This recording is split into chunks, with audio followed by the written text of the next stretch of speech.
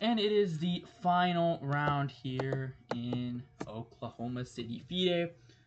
As you can see, I'm back home. I am not actually in Oklahoma right now. I just got back, and we're filming the recap in the final round game of coming after that insane swindle. I am playing Rachel Lee. She drew against 2300 last round, one of the strongest female players, if not the strongest in Texas. I don't know. And I've had 5 draws against her. And would this be the 6th? We'll have to see. I did really want to win this game because that means I would get clear first or tie for first. Whereas if I drew, I would only get tie for first or second, and if I lost, it's over for me.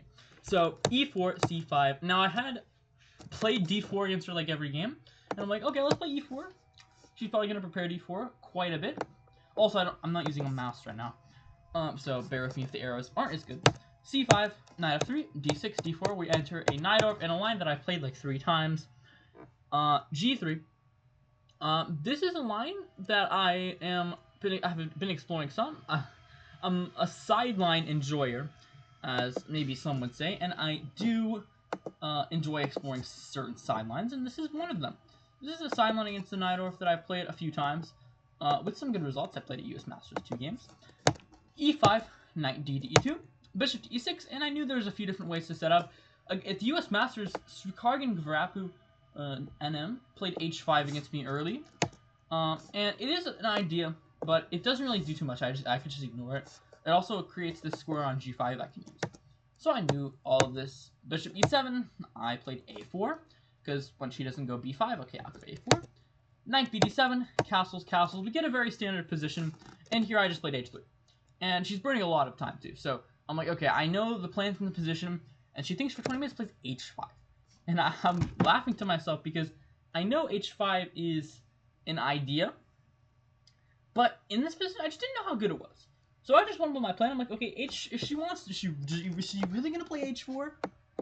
Like playing h4 and going for this? Because like I'm just gonna go g4, and I don't really know what this is accomplished. So she went queen c7, and I'm like, wait, this is coming fast. And apparently here, b3 is good to stop anything from coming to c4. I didn't like this because I thought, okay, well, my knight's never moving, and a lot of plans revolve around me moving this knight.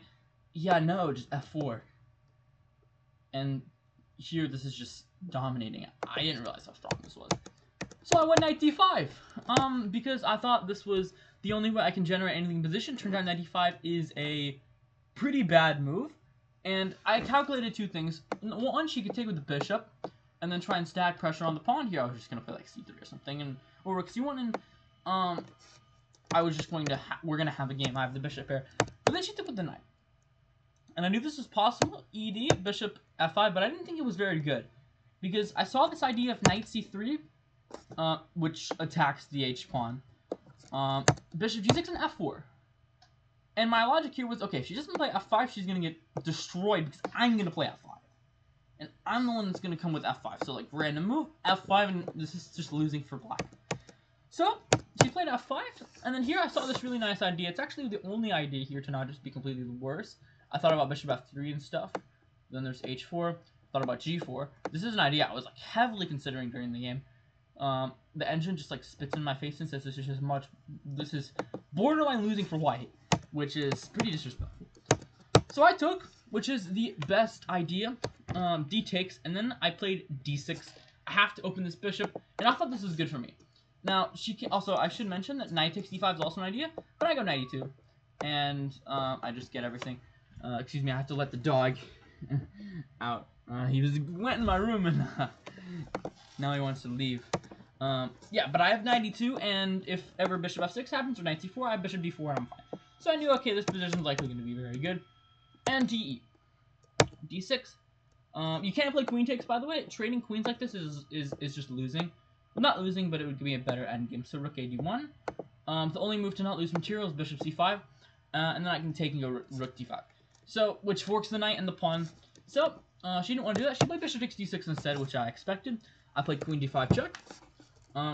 King h7, I grabbed this pawn, and she played what I thought was a really strong move here. Turns out the computer just wants you to take the queen and then play rook ab8. This is what it wants, and it wants takes, and then rook. It wants something like this, which is hard to kind of go for because rook ad1 and stuff. But I played e4, or she played e4. I took, takes, and then now here I went rook a1. See, I could already kind of tell the endgame was kind of slipping away, but I have one move to not be worse. Everything else is worse. I can play the move g4. And this did not cross my mind, but g4 is actually an equalizing move, because f4 is not possible because I can take. And then if she takes, I take the e-pawn with check, and then if takes, then I take the bishop with check. So she'd have to take something like, or sorry, something like take, and then f4, and then this is a game. Like I go knight d5, she takes, I take, and this is a position. But the way I did it in the game, I played rook a1, and I thought it was fine here. I thought it was just fine in the endgame. Knight f6, okay, I played knight e2, I'm defending the pawn. However, after rook ab8, b3, I realized a truth in this position. That my pawns aren't moving, and these pawns are going, and my pawns are not moving. Like, a move like rook fd8, I thought was just, like, killing me. Like, I can't really do anything. And then here, she played the move h4, and she offers me a draw. And I took it almost instantly because this is a position that I'm going to be suffering forever. I'm just going to be suffering. And the move that I was probably going to play knight f4. This was my plan, and then like bishop f7 gh. This was what I was going to go for, which is the engine's top choice. It's still a little bit worse for white, but engine thinks white should hold. But yeah, she offered a draw. And I'm like, okay, well, I'll take it because I'm just obviously worse. I mean, I thought there was way more ways I would find to lose this. So I'm like, you know, after this opening failure, you know, playing knight d5, there's definitely a lot to learn from this game, like not playing knight d5 so early. Just holding the position, because I don't want to close up this d5 hole this fast and just, like, do that. Like, there's no reason. I definitely rushed this. Lessons to learn, but I didn't lose, which is good. And yeah, so overall thoughts from the tournament, I gained a lot of FIDE. Something about this is I only really gain FIDE from 5-round events, which is good because I have another one in like 2 weeks, and I'll make recap videos for those as well. So stay tuned for that, first weekend of January. But other than that, I think, yeah, Road to FM continues. I'll see y'all in the next series of recap videos. Alright, bye everyone, take care.